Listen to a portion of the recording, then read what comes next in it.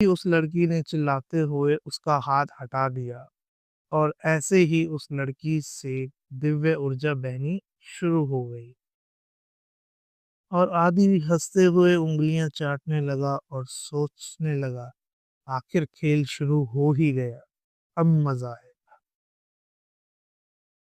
हम्म पूरे कमरे में दिव्यता फैलनी शुरू हो गई। आदि भी पास रखी एक कुर्सी लेकर वहीं बैठकर मुस्कुराने लगा और ये सब देखने लगा।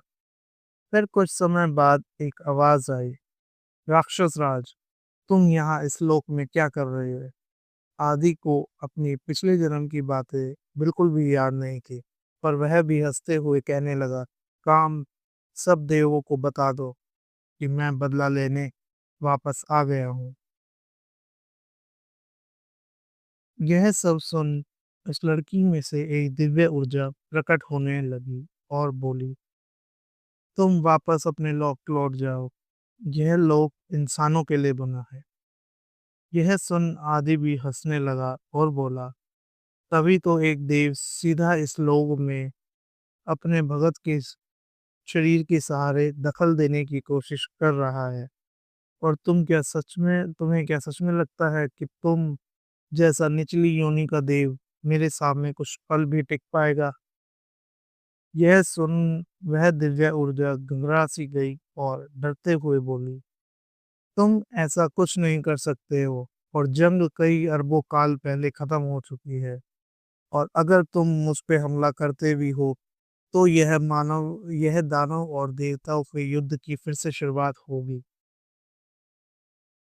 काम को लगा कि ऐसा कहने से आदि डर जाएगा और अपने लोग को तबाही से बचाने के लिए पीछे हट जाएगा। पर आदि ने अपनी शैतानी ऊर्जा निकालते हुए हंसते हुए बोला, क्या तुम्हें सच में लगता है कि मैं ऐसी मामूली सी जंग से डरता हूँ? यह सुन डर के मारे काम ने अपनी ऊर्जा से हथियार बनाते हुए उस लड़की के हाथ में देकर आदि को रुकने के लिए कहने लगा।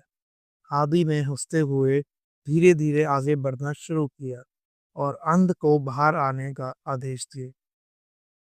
अंध के बाहर आते ही काम तो मानो डर के मारे पागल ही हो गया और पूछने लगा, यह कैसे हो सकता है?